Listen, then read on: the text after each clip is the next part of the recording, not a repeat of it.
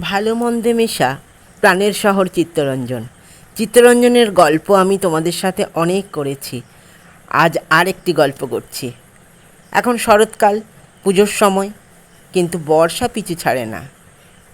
এতে একতলা কোয়ার্টারগুলিতে প্রচুর পরিমাণে ভেজা স্যাঁতস্যাঁতে ভাব দেখা যায়। সঙ্গে আছে উইপোকা। আসবাবপত্র, জামাকাপড়, বই খাতা সবই খেয়ে ফেলে। কারখানার কত বড় বড় ইঞ্জিনের ডিজাইনও খেয়ে ফেলল। জানালা কপাট খেয়ে ফেলেছে। সর্বক্ষণ বাড়ির প্রত্যেকটি জিনিসকে নজরদারি করতে হয়। যদি একটু ব্যস্ত হয়েছ অন্য কাজে, তো ব্যাস, সব শেষ। আজকে পাখিরা পরম আনন্দে উইপোকা ভক্ষণ করছে।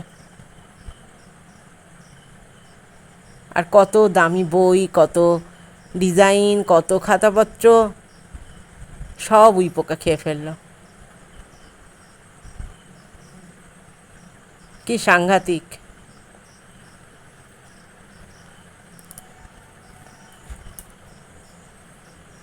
মাঝে মাঝে তো কোয়ার্টার ফুটো হয়ে জল পড়তে থাকে।